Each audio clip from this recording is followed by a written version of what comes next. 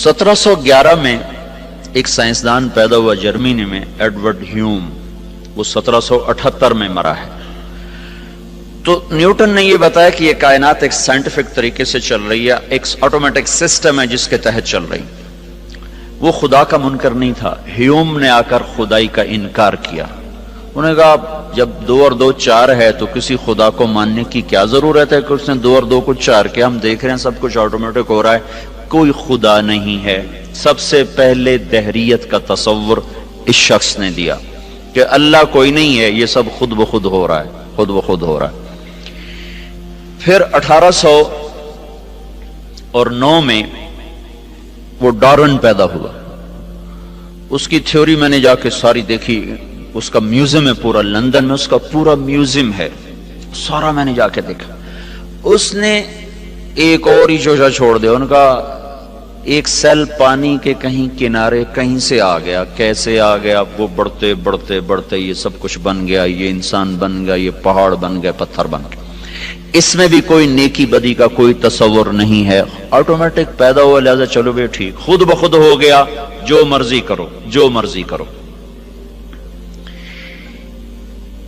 ایک تصور اسلام نے دیا، اور بھی بہت سے نظریات ہیں، میں نے صرف مثال کے طور پر آپ کو بتا دیا۔ ایک تصور اسلام نے دیا، اور بڑے خوبصورت انداز میں اللہ نے پہلے ہم سے سوال کیا، بولو بھائی، ام خلقوا من غیر الشیء، تم خود بخود پیدا ہو گئے ہو، اپنے آپ بن گئے ہو؟ یہ ڈارون تھیوری، ایک سیل اپنے آپ بن گیا، اور یہ ان پڑھ سائنسدانوں کی تھیوری کہ یہ ایک دم وہ سیل مختلف شکلیں بدلتا ہو، اپنے آپ ہی ایسے سب کچھ ہوتا چلا گیا۔ تو اللہ اس کو سوالی انداز میں 1400 سال پہلے کہہ رہا ہے کہ 1400 برس کے بعد ایسے پاگل لوگ آئیں گے، تو اللہ کہتا ہے ام خلقوا من غیر الشیء، بولو بھائی تم خود بخود بنے ہو؟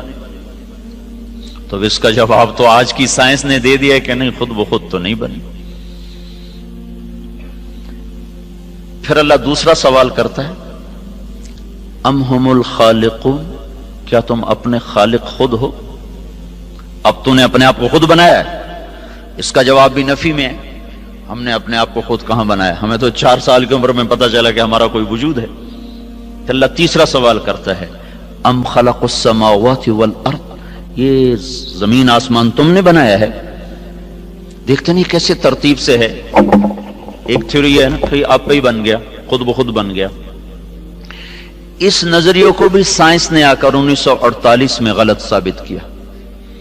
1929 میں کیلیفورنیا میں ایک سائنسدان تھا، وہ دیکھ رہا تھا تو اس نے پہلی دفعہ دیکھا کہ ایک بڑے منظم ردم کے ساتھ یہ ساری کائنات ایسے پھیل رہی ہے، اور ان میں بڑا ایک ربط ہے، بہت طاقتور ربط ہے، وہ فاصلوں کا تناسب ہے۔ پھر اس پر انہوں نے مزید تحقیق کرتے 1948 میں وہ اس نتیجے پر پہنچے کہ یہ کائنات زیرو سے بنی ہے، ایک دھماکے سے بنی ہے، دھماکے سے۔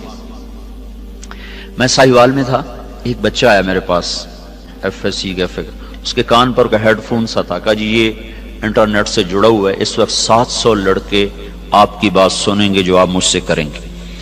ایک یہودی ہم سے تل ابیب سے سوال کر رہا ہے کہ بگ بینگ کے بارے میں تمہارے قرآن میں کوئی بات ہے کہ یہ کائنات ایک دھماکے سے وجود میں آئی؟ کیا تمہارے دین میں کوئی اس کے بارے میں دلیل روشنی ہے؟ تو اگر ہے تو مجھے بتاؤ، تو پھر میں مسلمان ہو جاؤں۔ میں نے کہا پہلی بات یہ بچے کہ ہمارا قرآن سائنس کی تصدیق کرنے نہیں آیا اور سائنس کو جھٹلانے نہیں آیا، ہمارا قرآن ہدایت کے لیے آیا ہے، زندگی گزارنے کا طریقہ بتاتا ہے۔ کہیں کہیں وہ دنیا کی چیزوں کو ٹچ کرتا ہے، جہاں وہ ٹچ کرتا ہے وہ ایسا صحیح ٹچ کرتا ہے کہ پھر اسے کوئی چیلنج نہیں کر سکتا۔ تو اشارہ ہم قیاس کر سکتے ہیں کہ اس سے اشارہ ہوتا ہے کہ اللہ تعالیٰ کہتے ہیں حی افلا یؤمنون، یہ جو میرے منکر ہیں ان کو پتہ نہیں کہ زمین آسمان ایک ملا ہوا مادہ تھا، ایک ملا ہوا رتق ہوتا ہے، چیز اس طرح آپس میں مل جائے کہ پھر اسے جدا نہ کیا جا سکے۔ جیسے گوشت الگ ہے، سبزی الگ ہے، نمک الگ ہے، مرچ الگ ہے، جب ہم اس کو سالن بناتے ہیں تو ہر چیز مکس ہو کر اب نمک مرچ ہلدی اس میں سے نہیں نکل سکتی، اس کو عربی میں کہتے ہیں رتق۔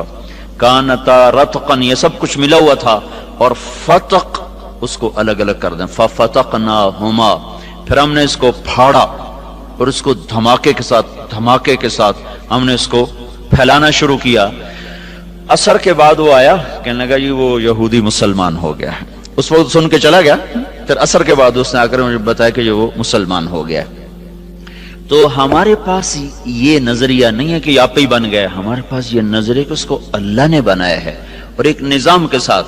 اچھا، پھر ایک پال ڈیوس سائنسدان تھا آسٹریلیا کا، اس نے پھر ایک اور بات ثابت کی کہ کوئی بنانے والا ہے، خود نہیں بنا۔ اس نے ڈارون کو غلط ثابت کیا، اور دوسرے جو دہریے، بہت سے دہریے سائنسدان تھے، اب بھی ہیں، ان سب کی بات کو اس نے غلط ثابت کیا کہ یہ دھماکہ کسی نے کیا ہے، خود نہیں ہوا، کہ ہر دھماکے کے بعد تخریب ہوتی ہے، دھماکے سے تو تخریب ہوتی ہے نا، کہ نہ کہ تعمیر۔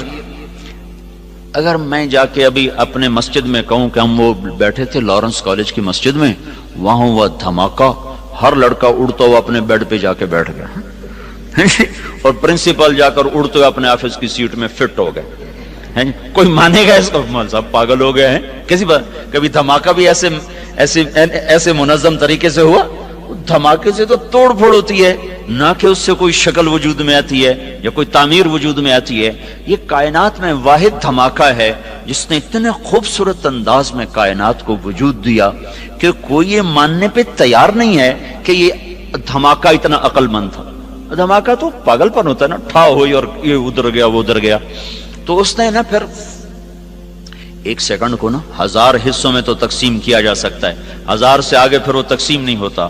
تو اس نے یہ بات پروو کی کہ اگر ہم فرضی طور پر 1 سیکنڈ کے 10 لاکھ کھرب حصے کر دیں، 10 لاکھ کھرب حصے، جب دھماکہ ہوا تھا تو 2 طاقتیں پیدا ہوئی تھی، ایک گریوٹی اور ایک رفتار۔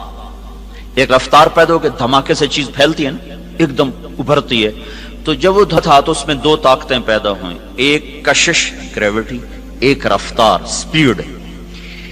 اگر اس وقت سپیڈ زیادہ ہو جاتی تو یہ کائنات بکھر جاتی، اور اگر اس وقت کشش اور گریوٹی زیادہ ہو جاتی تو یہ کائنات پھر سمٹ کے پھر زیرو ہو جاتی۔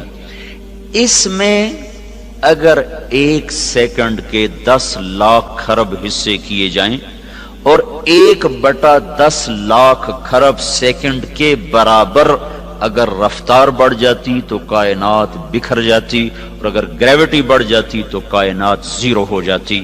تو یہ کوئی کیسے تسلیم کرے کہ یہ آٹومیٹک ہو گیا، یہ خود بخود ہو گیا؟ کوئی تو ہے، کوئی تو ہے، اور وہ کون ہے؟ یہاں آ کے وہ اٹک جاتے ہیں۔ تو ہمارے یہ اس بچے سے بھی پوچھو تو کہے گا اللہ نے زمین بنائی، اللہ نے آسمان بنایا۔ تو اس کو اللہ نے یوں جواب دیا، ان ربکم اللہ الذی خلق السماوات والارض فی 6 ایام، تیرا اللہ ہے جس نے زمین آسمان 6 دن میں بنائے، ثم استوى علی العرش، پھر عرش پہ تخت بچھایا، یغشی اللیل النہار، پھر دن اور رات کا نظام چلایا، یطلبہ حثیثا، دن آگے چلتا ہے رات پیچھے چلتی ہے، اور پھر الشمس والقمر والنجوم مسخرات بامرہ، پھر اس نے سورج چاند ستاروں کو اپنے تابع کر دیا۔ تو ہمارے لیے ایک جواب آسان ہو گیا کہ سب کا بنانے والا اللہ ہے۔ پہاڑ کیسے بن گئے؟ کہ والجبال ارساہا، اللہ نے گاڑ دیے۔ پانی کیسے بن گیا؟ کہ اللہ تعالیٰ نے بنایا، فسالت اودیۃ بقدرہا۔ زمین کیسے بن گئی؟ والارض فرشناہا فنعم الماہدون، اللہ نے بنا دی۔ میٹھا پانی کہاں سے آیا؟ وہ بھی اللہ نے بنایا، ھذا عذب فرات سائغ شرابہ۔ کڑوا کس نے بنایا؟ کہ وہ بھی اللہ نے بنایا، وھذا ملح اجاج، یہ کڑوا بدبودار۔ اللہ نے کڑوے پانی کو نا بطور نعمت کے ذکر کیا کہ سمندروں کا پانی ہم نے کڑوا بنایا، دریاؤں کا پانی ہم نے میٹھا بنایا۔ یہ ہمارے لیے کیا مزہ ہے، یہ ہمارے لیے کیا نعمت ہے۔ اگر سمندر کے پانی میٹھے ہوتے تو یہ بدبودار ہو جاتے، اور ایک پانی کا تالاب گندا ہو جائے نا تو سارا گاؤں مصیبت میں آ جاتا ہے۔ 7 سمندر کا پانی گندا ہو جاتا اور بدبودار ہو جاتا تو ہمیں تو مری میں بیٹھنا ہی مشکل ہو جاتا۔ یہاں لوگ مر رہے ہوتے تو اللہ نے اس میں تیزاب پیدا کر دیا جو اس کی گندگی کو جلاتا رہتا ہے، جلاتا رہتا ہے، جلاتا رہتا ہے۔ پھر اس میں اللہ طوفان اٹھاتا ہے، موجیں اٹھاتا ہے، لہریں اٹھاتا ہے۔ کوئی تھوڑی بہت چیز بنے بھی صحیح تو پانی کی آپس کی طوفانی ٹکراؤ سے اللہ اس کو بھسم کر دیتا ہے۔ اب یہ نمک آتا کہاں سے ہے؟ اس میں نمک ہر وقت کہاں سے آتا رہتا ہے؟ اگر تو اللہ ہمارے ذمہ لگاتا، ہاں بھائی پانی کو کڑوا رکھو ورنہ یہ تمہیں تباہ کر دے گا، اس کی بدبو تمہیں برباد کر دے گی۔ تو پھر انشاءاللہ لارنس کالج والے سارے کھیوڑا کی کان کے آگے کھڑے ہوتے، ٹرک بھر رہے ہوتے، جی سب کی باریاں لگی ہوتی، ذمہ دار، تاجر۔ اللہ نے ہمیں اتنا نمک دیا، پوری دنیا میں اتنا نمک کسی کے پاس کوئی۔ تو اللہ نے کیا کیا، زمین کو تھوڑا سا جنوب کی طرف جھکا دیا اور ادھر سمندر کر دیے، اور پہاڑوں کو شمال کی طرف کر دیا، اوپر برف جما دی۔ پھر زمین کے جھکاؤ سے فائدہ اٹھاتے ہوئے اللہ پاک نے پانی کو جنوب کی طرف بہانا شروع کیا، پہاڑوں پہ برف پگھلی، وہ ندی نالوں میں بدلی، چشمے شامل ہوئے، جھرنے شامل ہوئے، آبشاریں شامل ہوئی، وہ پانی ایک طاقت کے ساتھ پتھروں سے ٹکراتا ہوا اور بل کھاتا ہوا ایک حسن بھی اللہ نے بنا دیا، خوبصورتی بھی بنا دی۔ لوگ ناران کی جھیل دیکھنے جا رہے ہیں، حالانکہ اتنا سفر، مصیبت خانے، پتھر، پہاڑ، ٹکریں، پھر بھی جا رہے ہیں۔ وہاں سے یہ پانی جب میدان میں آتا ہے تو زمین میں نمک ہے، تو یہ پانی کیا کرتا ہے، زمین کی رگوں سے نمک کو کھینچتا ہے اور پورے ٹرالے بن کر ٹنوں ٹن دنیا کے سارے دریا نمک سمندر میں پھینک رہے ہیں۔ روزانہ کروڑوں اربوں ٹن اللہ ہی جانے پانی سمندر میں نمک کو پھینکتا رہتا ہے۔ سمندر کڑوے رہتے ہیں اور ہم مزے میں رہتے ہیں، اگر یہ میٹھے ہو جاتے ہم برباد ہو جاتے۔ سارے شہر کا پانی کڑوا ہو، جہاں سے نہر گزر رہی ہے وہاں نل کا کھودو پانی میٹھا ہوگا۔ فیصل آباد میں میری رہائش ہے، میرا علاقہ خانوال ہے، رہائش میری فیصل آباد میں، تو وہاں سارے شہر کا پانی گندا ہے، اس میں سے ایک نہر گزر رہی ہے، اس نہر کے دونوں طرف جتنے نلکے ہیں سب کا پانی میٹھا، چونکہ پانی بہتا رہتا ہے اور اس کے اندر کے نمک کو کھینچ کے آگے چلتا رہتا ہے۔ تو یہ ہمیں اللہ تعالیٰ نے جواب دیا، ام خلقوا من غیر شیء، کیوں بھائی آپ ہی بن گئے خود بخود؟ اگر خود بخود بنے تو جاؤ جو کرنا ہے مرضی کرو۔ نہیں اللہ خود بخود تو نہیں بنے، ہیچ چیزیں خود بخود چیزیں نشد، ہیچ آہن خنجر تیغے نشد، ہیچ حلوائی نشد استاذ کار، تا غلام شکر ریزے نشد، مولوی ہرگز نشد مولا روم، تا غلام شمس تبریز نشد۔ کوئی چیز خود بخود تو ہے نہیں۔ تو پھر اللہ تعالیٰ ہم سے کہتا پتہ تو کرو تمہیں کس نے بنایا ہے، یہ بہت بڑا زندگی کا سوال ہے، تمہیں کس نے بنایا، تمہیں کون موت دیتا ہے، تم کیوں پیدا ہوتے ہو، تم کہاں جا رہے ہو؟ یہ علم میرے بچوں کالجوں سکولوں میں نہیں پڑھایا جا رہا، یہ علم اللہ نے بطور مسلمان کے ہم پر فرض قرار دیا، اور پھر اللہ تعالیٰ نے قرآن کے ذریعے سے، حدیث پاک کے ذریعے سے اسے محفوظ کر دیا۔ تو زندگی کا سفر شروع کرنے سے پہلے یہ طے کرو کہ تم نے زندگی گزارنے کیسی ہے۔